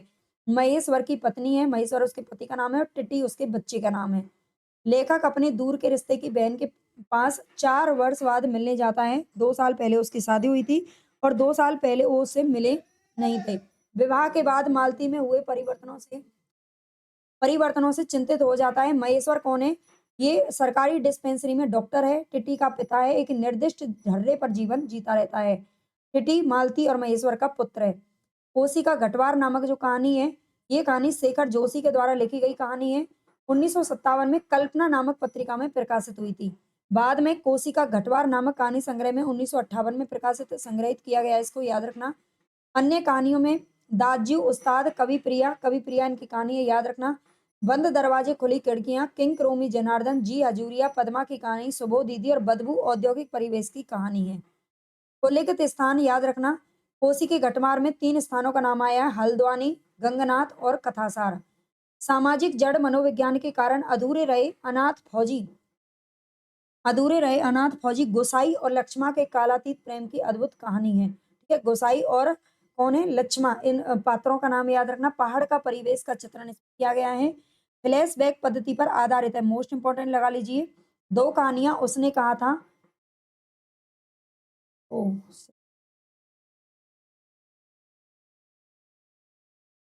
एकदम से याद आया भई, उसने कहा था कहानी का इसमें मैंने नहीं रखा है ना? कोई बात नहीं, शायद वो मेरे नोट्स में नहीं था, है ना? इसलिए मैंने नहीं रखा, लेकिन कोई बात नहीं, मैं उसे आगे अलग से करवा दूँगी, ठीक है? सूखे की स्थिति 2 कहानियाँ हैं, कोसी का गठवार और उसने कहा था, दोनों कहानियाँ फ्लैशबैक पद्धति पर आधारित हैं। सूखे की स्थिति का ज़िक्र भी कहानी में किया गया है। पहाड़ों के पलायन की समस्या का उल्लेख है। मीहल मीहल और दाड़िम के पेड़ों का बारंबार उल्लेख इसमें मिलता है। मृत्यु, देह त्याग के अलावा मनुष्य का प्रतिदिन मरना मृत्यु कहलाता है। तरु का निर्णय, मध्यवर्गीय विसंगतियों का अंकन इस कहानी में किया गया है। दाज्यू, पहाड़ी बाल श्रमिक की आत्महत्या की खोज एवं मध्यवर्गीय संवेदनहीनता। आगे है पात्र इसमें कौन-कौन है, तो ये पूर्व सैनिक है गुसाई, कोसी के किनारे घाट यानी कि गेहूँ पीसने की व्यवस्था इसने कर रखी है, एक चक्की लगा रखी है, ठीक है? हवलदार धर्म सिंह की फौजी पैंट देखकर इसे क्या होता है, वैसी ही पैंट पहनने की इच्छा से फौज में भर्ती हो गया था। इसको ये लगता था कि धर्म सिंह ने जैसी पैंट पहनी हुई है, बच्चों के मन में होता है ना कि ये फौजी पुलिस की जो वर्दी है उसको देख कर के उसी प्रकार उनको पहनने की इच्छा होती है ना, इसीलिए फौज में भर्ती हो गया था। किशन सिंह सिपाही से लक्ष्मा का विवाह राम सिंह से होने से पता चला था, ठीक है? किशन सिंह सिपाही से लक्ष्मा का विवाह हो गया है, ये किससे पता चला था? राम सिंह से उसका विवाह हो गया, ये पता चला था किशन सिंह सिपाही के द्वारा। लक्ष्मा कौन है ये याद रखना, वर्तमान में विधवा औरत है, एक बेटे की माँ है, अपने मायके में रहती है और स्वाभिमानी स्त्री है। अमृतसर आ गया, ये भीष्म साहनी जी की कहानी है और ये देश विभाजन पर आधारित है, ये याद रखना। 1973 ईस्वी में इसे पटरियां नामक कहानी संग्रह में संकलित किया गया था, ठीक है? पटरियां नामक कहानी संग्रह। पटरियां, अमृतसर आ गया, ये ट्रेन की पूरी एक कहानी है और ट्रेन किस पर चलती है? पटरी पर चलती है, आसानी से आपको याद हो जाएगा। पटरियों में अन्य जो कहानियां उनको याद रखना, अमृतसर आ गया, ललक, नया मकान, तस्वीर, मौका परस्त, जख्म, पैरों का निशान, अभी तो मैं जवान हूँ, रास्ता, इंद्रजाल। इंद्रजाल इनकी भी कहानी है, याद रखना, और ये जयशंकर प्रसाद जी के द्वारा भी लिखा गया है। डोरे, ढोलक और भगोड़ा। कथासार, ये मय शैली में लिखित कहानी है, ठीक है? अमृतसर जो कहानी है मय शैली में लिखी गई है। भारत पाक विभाजन के समय बढ़ती सांप्रदायिक नफरत को चलती रेल के डिब्बे के भीतर की घटनाओं से व्यक्त करती सांप्रदायिक तनाव की विषय वस्तु, जिसमें भाईचारे एवं मानवीय रिश्तों में एक टूटन दिखाई पड़ती है। कहानी में शुरू में खुशनुमा माहौल होता है, परंतु बाद में जो वातावरण है वो भयाक्रांत हो जाता है। शायद सबको दंगों की आहट पहले ही हो चुकी थी। उल्लेखित स्थान, ट्रेन चल रही है और ट्रेन के अंदर का जो दृश्य है, पूरा उसमें लेखक भी बैठा हुआ है और लेखक ने जो दृश्य वहाँ पर देखा है, वही इस कहानी में लिखा है। तो इसमें इन कहानी जो जो स्थान आए हैं, उनका याद रखना। पेशावर, बम्बई, वजीराबाद, दिल्ली, अमृतसर, हरवंशपुरा, जिसके निकल जाने पर बाबू को लगा कि खतरा टल गया है। मुख्य पात्र इसमें कौन है? तो कथावाचक स्वयं लेखक हैं। विभाजन की त्रासदी का जिक्र करता है, आतंक का माहौल का, वातावरण में भय और आतंक के बीच 2 धर्मों और संप्रदायों के बीच में अविश्वास का माहौल है। एक ओर पाकिस्तान बन जाने का जोश था, तो दूसरी ओर हिंदुस्तान के आज़ाद हो जाने का जोश था। लेखक द्वारा पूरे वातावरण का यथार्थ, सजीव, मार्मिक एवं संवेदनशील चित्रण किया गया है। लेखक स्वतंत्रता दिवस का समारोह देखने दिल्ली जा रहा था। क्योंकि उस वक़्त हमारा जो देश है वो आज़ाद हुआ था और ये लेखक कहाँ जा रहा था ट्रेन में, तो स्वतंत्रता दिवस का समारोह देखने दिल्ली। ठीक है? दुबला बाबू इसमें अगला पात्र है, लेखक कथावाचक का सहयात्री है जो लेखक को पेशावर का जान पड़ा था। ट्रेन में मौजूद पठानों द्वारा इसका बार-बार मज़ाक उड़ाया जा रहा था। एक हिंदू महिला पर पठानों द्वारा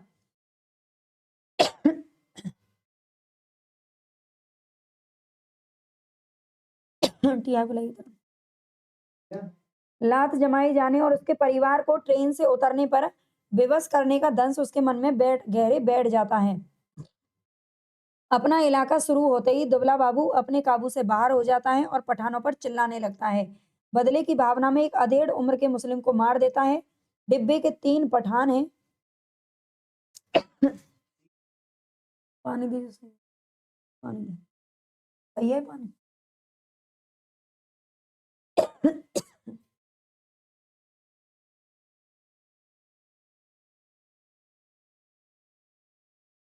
दुबला बाबू से बात करते समय उसका मजाक उड़ाते हैं। अपने क्षेत्र में पठानों के मन का जो तनाव था वो ढीला था।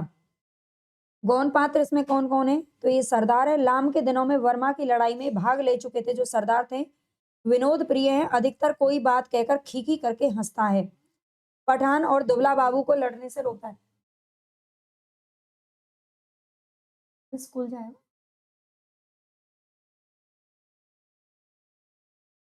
पठान और दुबला बाबू को लड़ने से रोकता है। बुढ़िया नेकदिल महिलाएं ट्रेन से मुसाफिर को उतारे जाने पर मार्मिक अपील करती है कि उसे मेरे पास बैठ जाने दो। बिस्ती दंगों के बीच यात्रियों को पानी पिलाने आता है, एक बार ही इसका जिक्र आता है। आगे है चीप की दावत, ये भीष्म साहनी जी की कहानी है। चीप की दावत व्यंग्यात्मक शैली में लिखी गई कहानी है जो कि 1956 ईस्वी में प्रकाशित हुई थी, जिसे पहला पाठ नामक कहानी संग्रह में संकलित किया गया है 1957 ईस्वी में। ठीक है, जहां पर जो इंपॉर्टेंट पॉइंट है उन पर मैं हाईलाइट करती जा रही हूँ, आप ध्यान से इनको पढ़ लेना, लिख लेना। ठीक है, आपने लिख रखे होंगे। पीडीएफ चाहिए तो आप टेलीग्राम चैनल ज्वाइन कर लेना, वहां पर आपको इसकी पीडीएफ मिल जाएगी। इस कहानी में संग्रह में कुल 15 कहानियां हैं जो कि संग्रहित हैं। पहला पाठ साहनी जी का दूसरा कहानी संग्रह, याद रखना पहला कहानी संग्रह भाग्य रेखा है। विशेष तथ्यों की बात करें तो इस कहानी में मध्य वर्ग का खोखलापन एवं उसकी मूल्यहीनता की ओर संकेत किया गया है। कहानी का जो नायक है वो सामनाथ है, जिसके बॉस उसके घर डिनर पर आने वाले हैं और इस दौरान वह अपनी बूढ़ी माँ को बाधा समझता है और उसे छिपाना चाहता है, परंतु माँ से ही काम बनता देखकर उन्हीं की खुशामद करने लग जाता है। एक और चीज ध्यान आपको रखनी है, ये जो कहानी है चीप की दावत, ये प्रेमचंद की बूढ़ी काकी का अगला चरण है। ठीक है, प्रेमचंद की एक कहानी आपने पढ़ी होगी बूढ़ी काकी, उसी का अगला चरण है। उस कहानी में भी आपने देखा होगा कि जो बूढ़ी माँ है उसको किस तरीके से जब शादी विवाह का घर में फंक्शन चल रहा होता है तो उसके बेटे बहू से एक कोठरी में बंद कर देते हैं। उस कहानी की तरह यहाँ भी एक दावत है, किंतु यहाँ मूल समस्या वृद्ध माँ के भूखे होने की नहीं है, बल्कि बूढ़ी माँ को प्रस्तुत करने या ना करने की है। ठीक है, तो याद रखना जब लेकिन जैसे ही उसका बॉस वहां पर घर पर आता है तो उसकी माँ से मिलता है और बहुत खुशी से अच्छे से उससे बात करता है और माँ की जो हाथ की जो फुलकारी है वो उसको बहुत पसंद आती है। फुलकारी क्या होती है ध्यान रखना, पंजाब की एक कारीगरी है, यानी कि दुपट्टे वगैरह या फिर जो चुनरियों पर बनाई जाती है, हाथ से कढ़ा हुआ धागे से काम होता है। ठीक है, ये फुलकारी होती है और फुलकारी बनाने से बेटे की तरक्की हो सकती है जब वो ये समझता है कि माँ से फुलकारी बनाने की आग्रह करता है और अचानक माँ बेचारी खुश हो जाती है और बेटे के लिए मंगल कामना करती है। कहानी के अंत में बूढ़ी काकी की तरह बेटे या बहू का हृदय तो नहीं बदलता, किंतु सारे अपमान के बावजूद माँ का हृदय बेटे के लिए असीम ममता से भरा हुआ है। यही इस कहानी का सार तत्व है। बूढ़ी माँ स्वयं को अपमानित महसूस करती है, परंतु पुत्र की खुशी के लिए जैसा वह कहता है वैसा ही करती है। देसी स्त्रियां उस पर खूब हंसती हैं। आधुनिक परिवारों में वृद्धों की किस प्रकार उपेक्षा होती है, ये इस कहानी के केंद्र में है। आधुनिक दिखने की अभिलाषा में मध्य वर्गीय व्यक्ति प्रदर्शन प्रिय हो गया है। चीप की दावत पारिवारिक जीवन मूल्यों के विघटन को भी प्रदर्शित करती है। माँ का विशाल हृदय स्पर्शी ममत्व भी कहानी में स्पष्ट दिखता है। मुख्य पात्र याद रखना, मैं इनके बारे में बता चुकी हूँ, एक बार इनको आप चाहे तो देख लेना। बूढ़ी माँ है, इसमें सामनाथ है और सामनाथ की पत्नी है। ठीक है, फुलकारी पंजाब के गांव की दस्तकारी का एक सुंदर रूप है, याद रखना। सामनाथ के बॉस हैं चीप, जिनकी वह खुशामद करता है और वह बहुत ही सरल और सहज स्वभाव से सामनाथ की बूढ़ी माँ से प्यार से मिलता है जो चीप होता है। ठीक है, आगे देख लेते हैं। सामनाथ की धर्म पत्नी है, इनमें भी दिखावटीपन का बोध है, पति की तरक्की के लिए खुशामदी में शामिल हो जाती हैं। नेक्स्ट देखते हैं यहाँ पर, ये मैं बता चुकी हूँ। आगे सिक्का बदल गया, ये कृष्णा सोबती जी के द्वारा लिखी गई कहानी है सिक्का बदल गया। कृष्णा सोबती का जन्म 18 फरवरी 1925 में हुआ था। इनकी प्रमुख रचनाएं कौन-कौन सी हैं? तो बादलों के घेरे नामक कहानी संग्रह में ये संकलित है। याद रखना इनके उपन्यासों में जिंदगी नामा जो कि हमारे सिलेबस में है, दिलो दानिश और समय सरगम। इनकी अन्य रचनाओं में हम अस्मत, सोबती एक सोबत, सोबती वैद संवाद और जैसी शामिल हैं।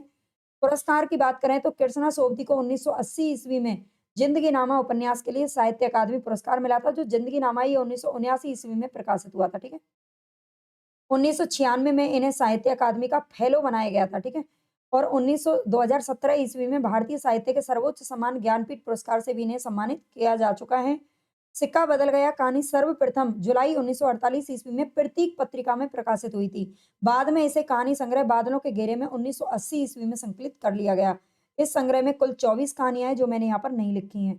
सारांश की बात करें तो ये एक ऐसी कहानी है जो विभाजन के दौर को दर्शाती है। ठीक है, सिक्का बदल गया ये भी विभाजन पर आधारित है। जहां सानी शादी के बाद आई थी उस जगह को छोड़कर उसको जाना पड़ रहा है।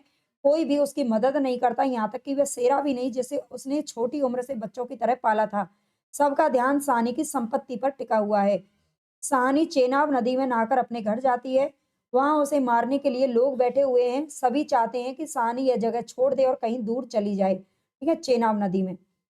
मुख्य पात्र इसमें कौन है? तो साहनी है, जमींदार शाहजी की पत्नी है, जो जो कि जिनकी मृत्यु हो चुकी है।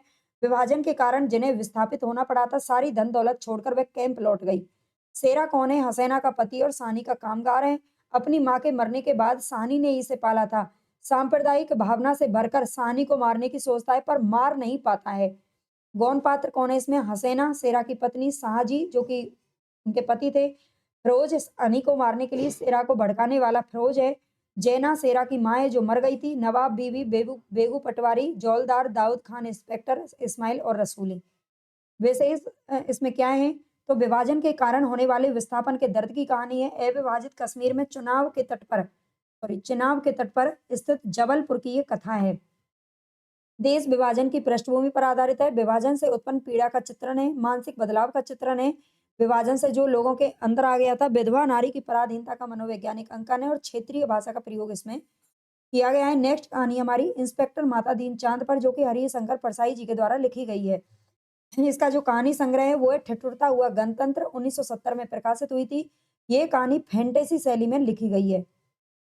इसमें जो अन्य कहानियां हैं इनको आप एक बार देख लेना भाई, है ना। कर कमल हो गए, वह जो आदमी है ना, राम की लुगाई और गरीब की लुगाई, सदगुरु का कहना, ये हालांकि पूछी नहीं जाती लेकिन देख लेना आप लोग। आगे है मुख्य पात्र इसमें माता दीन है। इस सीनियर पुलिस इंस्पेक्टर माता दीन एमडी साहब के नाम से जाना जाता है। पृथ्वी से चांद पर सलाहकार के रूप में गए थे, चांद की पुलिस व्यवस्था को सुधारने के लिए। इस पात्र के द्वारा लेखक ने पुलिस विभाग में व्याप्त सभी भ्रष्टाचारों पर व्यंग्य किया है।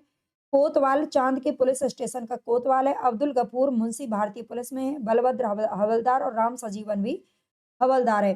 कथानक, इस कहानी में भारतीय पुलिस व्यवस्था की कार्यशैली पर व्यंग्य किया गया है। इस कहानी में मातादीन इंस्पेक्टर को चांद के प्रधानमंत्री अपने यहाँ के पुलिस की ट्रेनिंग के लिए बुलाते हैं। मातादीन के आने से पहले चांद में सब कुछ ठीक चलता है, लेकिन मातादीन के आने के बाद चांद की पुलिस में बदलाव आ जाता है। सच को झूठ और झूठ को सच बनाने की प्रक्रिया शुरू हो जाती है। पुलिस द्वारा विज्ञान एवं वैज्ञानिकों के नकारने पर व्यंग्य किया गया है। चांद के काल्पनिक चित्रण द्वारा भारतीय भारतीय पुलिस एवं व्यवस्था पर व्यंग्य इसके केंद्र में है। हम क्या करें, सब ऊपर से हो रहा है, इस कथन द्वारा भारतीय पुलिस व्यवस्था के ऊपर प्रभावशाली व्यंग्य किया गया है। पिता नामक कहानी है जो कि ज्ञान रंजन के द्वारा लिखी गई है। भाई मैं आपको इतना स्पीडली पढ़ा रही हूँ ना, है क्योंकि आपका बहुत कम टाइम बचा है और मैं नहीं चाहती कि आपका टाइम वेस्ट हो, और शॉर्ट में आप ये रिवीजन कर लें और जो मेन मेन पॉइंट है वो आपके दिमाग में अच्छे से फिक्स हो जाएं, इसलिए स्पीडली पढ़ा रही हूँ। आपको अच्छी लग रही है क्लास? जो बच्चे नए हैं सब्सक्राइब जरूर कर लेना, ज्यादा से ज्यादा शेयर करना, हाइप और लाइक जरूर करना। ज्ञान रंजन के द्वारा लिखी गई कहानी है जो कि फेंस के इधर उधर कहानी संग्रह में 1968 में संकलित की गई थी। पिता कहानी का देखो ये पूरा सार है, लेकिन मैं इसको पूरे को नहीं पढ़ूंगी, है ना। ये पूरी कहानी का सार मैंने यहाँ पर रख दिया है, ये आप पढ़ लीजिएगा। इसमें दो स्थानों का नाम आया है, ध्यान रखना। कुछ समीक्षक इस कहानी को पिता विरोधी कहानी भी मानते हैं। पिता नामक कहानी में दो स्थानों का उल्लेख किया गया है, धूमनगंज और खुलदाबाद। ठीक है, पिता नामक जो कहानी है उसमें स्थानों का नाम पूछा जाता है, धूमनगंज और खुलदाबाद। मुख्य पात्र इसमें कौन है? तो सुधीर पुत्र है, पिता का पुत्र है, नई पीढ़ी का प्रतिनिधि है और घनश्याम नगर का निवासी है। इसी के इर्द गिर्द कथा कही गई है। पिता कौन है? जिद्दी है, आधुनिक जीवन की सुविधाओं से चिढ़ने वाले हैं, लंबे समय से रामायण गीता का पाठ करने वाले हैं, पीवाईक्यू है, याद रखना। इन दो ग्रंथों को पढ़ते हैं तो रामायण और गीता का पाठ करते हैं। कलकत्ता के हाल एंडरसन के सिले कोट पहनते थे, ये भी पीवाईक्यू है, ये भी पूछा जा गया है। ठीक है, हाल एंडरसन के सिले कोट ये पहनते थे। गौण पात्रों में देवा जो कि सुधीर की पत्नी है, कप्तान भाई सुधीर का भाई है, वायुसेना में कार्यरत है, बहन की यूनिवर्सिटी का खर्चा यही उठाता है, और एक दादा भाई है। इसके अलावा हम बात करें राजा निर्वंशिया, एक कमलेश्वर के द्वारा लिखी गई कहानी है, कमलेश्वर ने लिखी है। इस कहानी को राजा निर्वंशिया नामक कहानी संग्रह में संकलित किया गया था 1957 में। ये कमलेश्वर जी का पहला कहानी संग्रह है। अन्य कहानियां यहाँ पर आपको दे रखी हैं, इनको पढ़ लेना। ठीक है, आगे है इसकी भूमिका। आज के हर कहानीकार में कुछ कहने के लिए एक अजीब सी अकुलाहट और बेबसी है, जो निश्चय ही संक्रांति काल की देन है, जिसे एक और यदि हमारी संवेद शक्तियों पर दबाव डाला है, तो दूसरी ओर हमारी चेतना को भी जागृत किया है। नई कहानी की एक और भी उपलब्धि है, नई भाव भूमियों का सर्जन करना। कथा सार की बात करें तो राजा निर्बंसिया कहानी में दाम्पत्य जीवन के बिखराव के अलावा आर्थिक स्तर पर मध्य वर्गीय परिवार की लाचारगी भी दिखाई देती है, जिससे तंग आकर जगपति आत्महत्या कर लेता है। धन मानव के रिश्तों को जोड़ता भी है और तोड़ता भी है, ठीक है? ये आर्थिक स्थिति से बहुत ज़्यादा परेशान होता है जगपति और बीमार भी हो जाता है, जिसकी जो पत्नी है उसकी उसका क्या करवाती है, इलाज करवाती है, लेकिन वो नहीं बच पाता है, ठीक है? अगर अर्थ होता तो ना बच्चन सिंह का अवरोध आता, बच्चन सिंह नहीं है, इसका नाम है बचन सिंह, ठीक है? यहाँ पर लिख देती हूँ, इसका नाम है बचन सिंह। बचन सिंह एक कंपाउंडर है, जिस अस्पताल में जगपति का इलाज चल रहा होता है, वहाँ पर बचन सिंह मिलता है ना? ना समाज चंदा पर उँगली उठाने की हिम्मत करता। बचन सिंह कंपाउंडर के साथ में चंदा की जो रिश्ते हैं, उस पर उँगली उठती है। कमलेश्वर उस पुराण कथा के द्वारा ये बताने की कोशिश करता है कि जिसके पास पैसा है, समाज में मान-सम्मान, इज़्ज़त-आबरू उसी के पास होती है। राजा नरवंशिया कहानी 2 व्यक्तियों की कहानी से प्रतीत होती है। क्या वह 2 व्यक्तियों की कहानी है? उन्होंने भी लिखा भी है कि यदि मेरी कहानी पात्रों तक सीमित है, तो वह उसकी कमजोरी ही समझी जाएगी। यह कहानी 2 पात्रों तक ना सिमटकर गतिशील जीवन के कई उतार-चढ़ावों को एक साथ ये भूमिका से लिया गया है, ठीक है? बचन सिंह जैसा व्यक्तित्व है, इसमें जगपति और चंदा का अपना-अपना संघर्ष है। बचन सिंह जैसा व्यक्तित्व है, साथ में एक लोक कथा भी है, जिसके प्रत्येक प्रस्तुति के बाद चंदा और जगपति की कथा एक भीषण सामाजिक समस्या बन कर के सामने आती है। पर उसी दिन जगपति अपना सारा कारोबार त्याग कर अफ़ीम और तेल पीकर मर गया था, ठीक है? उसकी मृत्यु कैसे हुई थी, ये पूछा जाता है, इम्पोर्टेंट है। जगपति अपना सारा कारोबार छोड़ देता है और उसे जब बहुत बुरा लगता है, क्यों? क्योंकि जब उसे ऐसा लगता है कि ये जो पहले तो उन्हें बच्चा नहीं हो रहा था बहुत समय तक, और जब उसे ये पता चलता है कि चंदा बच्चे की माँ बनने वाली है, तो वो अफ़ीम और तेल पी कर के मर जाता है। उसको ऐसा लगता है कि ये उसका बच्चा नहीं है। अ, क्योंकि चंदा के पास कोई दैवीय शक्ति नहीं थी और जगपति राजा नहीं, वह बचन सिंह कंपाउंडर का कर्जदार था। वह जीने की भरपूर इच्छा रखते हुए भी आत्महत्या के लिए विवश हो जाता है। राजा निर्बंसिया की पौराणिक कथा के साथ-साथ चंदा की आधुनिक कथा के द्वारा समानांतर दोहरी कथा के माध्यम से ये पूछा जाता है, समानांतर कहानी समानांतर 2 कथाएँ किसमें चलती हैं? तो वो राजा निर्बंसिया कहानी में चलती हैं। चंदा अपने पति जगपति की बीमारी और बेरोजगारी से उपजी आर्थिक मजबूरियों से बहुत ही हताश हो जाती है। मुख्य पात्र इसमें कौन है? जगपति है, जो कि कथावाचक का स्कूल का दोस्त था, वकील के यहाँ मुहर्रिर की नौकरी करता है। चंदा का पति है, दूर के रिश्तेदार दयाराम की शादी में डकैतों से लड़ते हुए 2 गोलियों का निशाना बन जाता है। मध्य वर्गीय व्यक्ति अफीम और तेल पीकर आत्महत्या कर लेता है। मरते वक्त 2 पर्चे छोड़ता है, एक चंदा के नाम और दूसरा कानून के नाम, ठीक है? अपनी पत्नी को कानून से बचाने की कोशिश करता है। चंदा जगपति की पत्नी है, हाथों का कड़ा बेचकर पति का इलाज कराने को तैयार हो जाती है। बचन सिंह के साथ ये आरोप में मायके में रहने को बाध्य हो जाती है, ठीक है? ये ध्यान रखना, बचन सिंह अस्पताल में कंपाउंडर हैं। मैनपुरी के सदर अस्पताल में इसका तबादला होता है। लकड़ी के धंधे में जगपति का साझीदार हो जाता है। बाद में ये भी क्या करता है, जगपति के साथ में मतलब धंधा शुरू कर देता है लकड़ी के धंधे में, ठीक है? राजा नरवंशिया एक राज्य का संतानहीन राजा था, जिसकी कहानी जगपति से मिलती-जुलती। एक कुशल शासक था। मैत्रानी के भला-बुरा कहने पर राज्य का त्याग कर देता है, ठीक है? ये राज्य का त्याग कर देता था राजा, लेकिन जो जगपति है वो आत्महत्या कर लेता है। ये ध्यान रखना, एक प्रसंग में भटियारिन के रूप में राजा के सम्मुख उपस्थित होता है। अंत में 2 पुत्रों को ये जन्म देती है, जो रानी होती है। कुल देवता के मंदिर में सतीत्व की परीक्षा होती है। गौण पात्रों में आप देख लेना, इसमें जमुना सुनार, चाची कथावाचक जो कि मैट्रिक पास है, और माँ कथावाचक की माता थी, जो बच्चों को राजा निर्वंशिया की कथा सुनाती है। हमारी लास्ट और नेक्स्ट कहानी है परिंदे कहानी, निर्मल वर्मा जी की कहानी है। इनका जन्म हुआ था 1929 ईस्वी में शिमला के अंदर। आधुनिक काल के सबसे लोकप्रिय लेखक के रूप में आपकी पहचान है। उन्हें कई पुरस्कारों से सम्मानित भी किया जा चुका है। इनमें ज्ञानपीठ पुरस्कार वर्ष 1999 में मिला था, पद्म भूषण वर्ष 2002 में मिला था, और साहित्य अकादमी पुरस्कार वर्ष 1985 में मिला था। सर्वोच्च सम्मान इनको शामिल है, ये ध्यान रखना। परिंदे कहानी का जो प्रथम प्रकाशन है वो हंस पत्रिका में 1957 ईस्वी में हुआ था। बाद में इसे परिंदे नामक कहानी संग्रह में 1959 ईस्वी में संग्रहित किया गया। अन्य कहानियों में देख लेना, यहाँ पर पिक्चर को पोस्ट कार्ड अंधेरे में, है ना? परिंदे, तीसरा गवाह, ये इनके इंपॉर्टेंट हैं, याद रखना। पात्रों में बात करें तो एक लतिका है। लतिका एक पहाड़ी कॉन्वेंट स्कूल में शिक्षिका है। प्रेमी मेजर गिरीश की मृत्यु के बाद उसकी स्मृतियों के प्रति उसका पूरा मोह है और उसी में वो खोई रहती है। बिला नागा क्लब में गिरीश से उसका परिचय हुआ था, ये पूछा जाता है। Man eater of Kumaon, man eater of Kumaon, eater का मतलब होता है खाने वाला, ठीक है? Man eater of Kumaon Girish Girish द्वारा चढ़ाने के लिए उसको नाम दिया गया था। देवदार पर बालों की क्लिप से गिरीश का नाम उसने लिखा था। मिस्टर हुबर्ट कौन है? ये संगीत शिक्षक हैं। लतिका को पत्र लिखता है। पियानो पर सोपा, नॉकटर्न तथा चाइकोव्स्की के कंपोजिशन बजाता रहता है। कौन बजाता है? मिस्टर हुबर्ट, याद रखना, प्राण घातक बीमारी से ग्रस्त है। डॉक्टर मुखर्जी ये स्कूल में अध्यापन करता और प्राइवेट प्रैक्टिस कर रहे हैं। मूलतः बर्मा से हैं। डॉक्टर मुखर्जी कहाँ का रहने वाला था? बर्मा का रहने वाला था। जब बर्मा पर जापान का आक्रमण हुआ था, उस समय उसने वहाँ से पलायन किया था और भारत आ गया था।